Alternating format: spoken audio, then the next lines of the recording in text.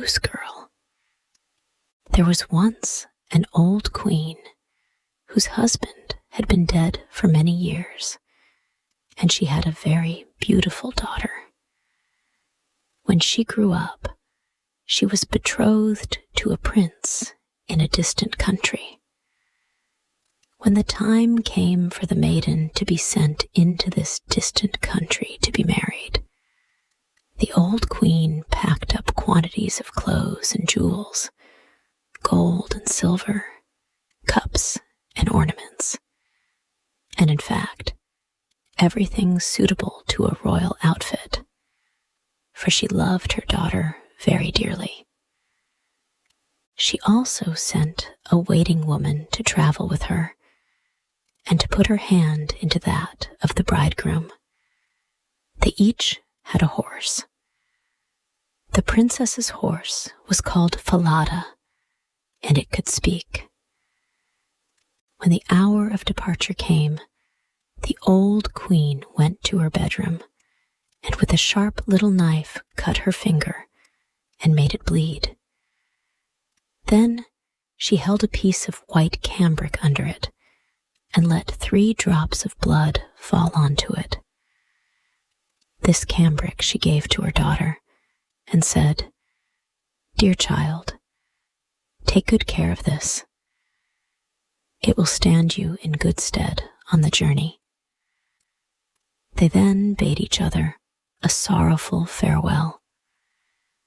The princess hid the piece of cambric in her bosom, mounted her horse, and set out to her bridegroom's country.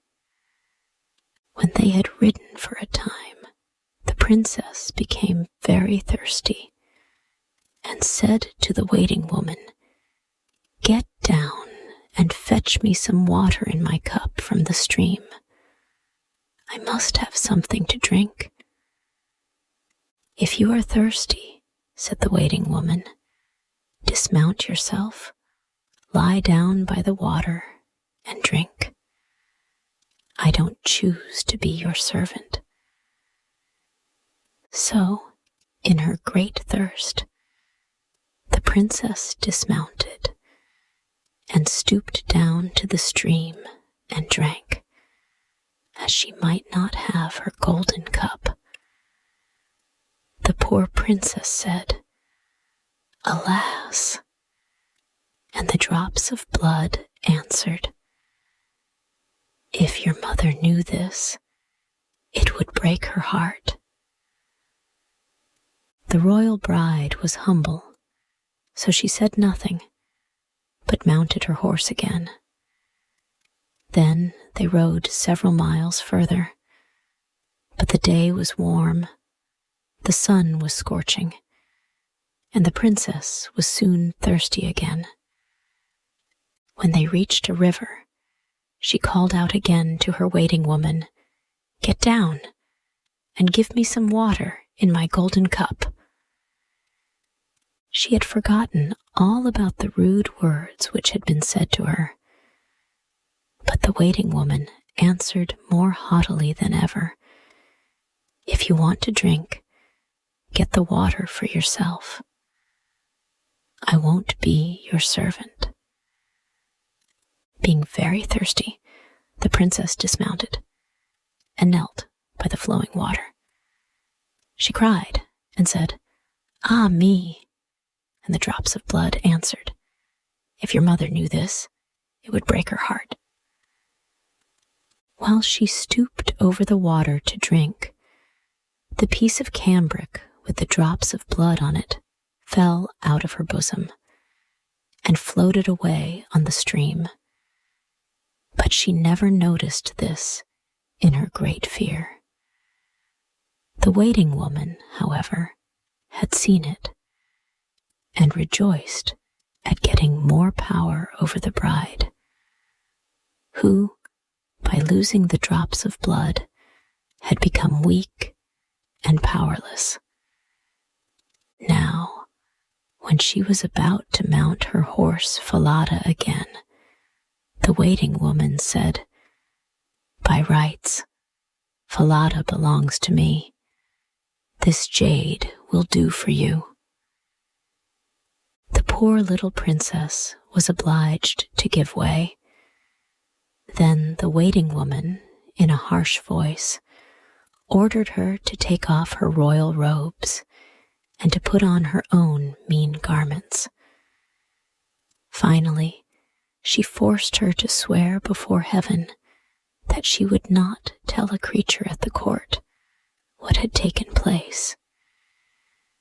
Had she not taken the oath, she would have been killed on the spot. But Falada saw all this and marked it. The waiting woman then mounted Falada and put the real bride on her poor jade, and they continued their journey. There was great rejoicing when they arrived at the castle. The prince hurried towards them and lifted the waiting woman from her horse, thinking she was his bride. She was led upstairs, but the real princess had to stay below. The old king looked out of the window and saw the delicate, pretty little creature standing in the courtyard. So he went to the bridal apartments and asked the bride about her companion, who was left standing in the courtyard, and wished to know who she was. I picked her up on the way and brought her with me for company.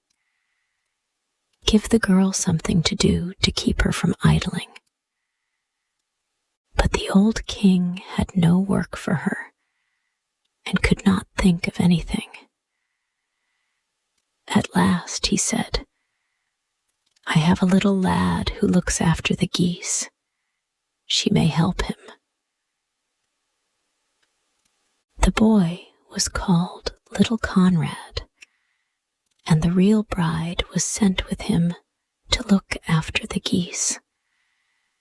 Soon after, the false bride said to the prince, "Dear husband, I pray you do me a favor." He answered, "That will I gladly." "Well then, let the knacker be called to cut off the head of the horse I rode. It angered me on the way." Really, she was afraid that the horse would speak and tell of her treatment of the princess. So it was settled, and the faithful Falada had to die.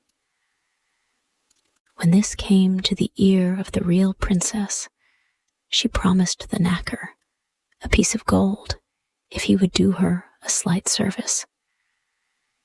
There was a great dark gateway to the town, through which she had to pass every morning and evening. Would he nail up Falada's head in this gateway, so that she might see him as she passed? Alas, dear Falada, there thou hangest. The knacker promised to do as she wished, and when the horse's head was cut off, he hung it up in the dark gateway. In the early morning, when she and Conrad went through the gateway, she said in passing, "Alas, dear Falada, there thou hangest." And the head answered, "Alas, Queen's daughter, there thou gangest. If thy mother knew thy fate, her heart would break with grief so great." Then they passed on out of the town, right into the fields, with the geese. When they reached the meadow, the princess sat down on the grass and let down her hair. It shone like pure gold, and when little Conrad saw it, he was so delighted that he wanted to pluck some out. But she said, "Blow, blow, little breeze, and Conrad's hat seize. Let him join in the chase, while away it is whirled, till my tresses are curled, and I rest in my place." Then a strong wind sprang up, which blew away Conrad's hat right over the fields, and he had to run after it. When he came back, she had finished combing her hair, and it was all put up again, so he could not get a single hair. This made him very sulky, and he would not say another word to her. And they tended the geese till evening, when they went home. Next morning, when they passed under the gateway, the princess said, "Alas, dear Falada, there thou hangest." Falada answered, "Alas, queen's daughter, there thou gangest. If thy mother knew thy fate, her heart would break with grief so great." Again, when they reached the meadows, the princess undid her hair and began combing it. Conrad ran to pluck some out, but she said quickly, "Blow, blow, little breeze, and Conrad's hat seize. Let him join in the chase, while away it is whirled, till my tresses are curled, and I rest in my place." The wind sprang up and blew Conrad's hat far away over the fields, and he had to run after it. When he came back, the hair was all put up again, and he could not pull a single hair out, and they tended the geese till the evening. When they got home, Conrad went to the old king and said, "I won't tend the geese with that maiden again." "Why not?" asked the king. "Oh, she vexes me every day." The old king then ordered him to say what she did to vex him.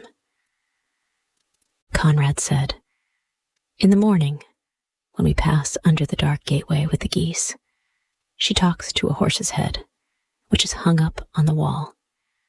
She says, 'Alas, Falada, there thou hangest.' And the head answers, 'Alas, queen's daughter, there thou gangest. If thy mother knew thy fate, her heart would break with grief so great.'" Then Conrad went on to tell the king all that happened in the meadow, and how he had to run after his hat in the wind. The old king ordered Conrad to go out next day as usual. Then he placed himself behind the dark gateway and heard the princess speaking to Falada's head. He also followed her into the field and hid himself behind a bush. And with his own eyes, he saw the goose girl and the lad come driving the geese into the field. Then, after a time, he saw the girl let down her hair, which glittered in the sun. Directly after this, she said, "Blow, blow, little breeze, and Conrad's hat seize. Let him join in the chase, while away it it is whirled, till my tresses are curled, and I rest in my place. Then came a puff of wind, which carried off Conrad's hat, and he had to run after it. While he was away, the maiden combed and did up her hair, and all this the old king observed. Thereupon he went away unnoticed, and in the evening, when the goose girl came home, he called her aside and asked why she did all these things. That I may not tell you, nor may I tell any human creature, for I have sworn it under the open sky, because if I had not done so, I should have lost my life. He pressed her sorely and gave her no peace, but he could get nothing out of her. Then he said, "If you won't tell me, then tell your sorrows to the iron stove there." And he went away. She crept up to the stove, and beginning to weep and lament, unburdened her heart to it, and said, "Here I am, forsaken by all the world, and yet I am a princess. A false waiting woman brought me to such a pass that I had to take off my royal robes. Then she took my place with my bridegroom, while I have to do mean service as a goose girl. If my mother knew it, she would break her heart." The old king stood outside by the pipes of the stove and heard all that she said. Then he came back and told her to go away from the stove. He caused royal robes to be put upon her, and her beauty was a marvel. The old king called his son and told him that he had a false bride. She was only a waiting woman. But the true bride was here, the so-called goose girl. The young prince was charmed with her youth and beauty. A great banquet was prepared, to which all the courtiers and good friends were bidden. The bridegroom sat at the head of the table, with the princess on one side and the waiting woman at the other. But she was dazzled and did not recognize the princess in her brilliant apparel. When they had eaten and drunk and were all very merry, the old king put a riddle to the waiting woman. What does a person deserve who deceives his master? Telling the whole story and ending by asking, what doom does he deserve? The false bride answered, no better than this. He must be put stark naked into a barrel stuck with nails, and be dragged along by 2 white horses from street to street till he is dead. That is your own doom, said the king, and the judgment shall be carried out. When the sentence was fulfilled, the young prince married his true bride, and they ruled their kingdom together in peace and happiness.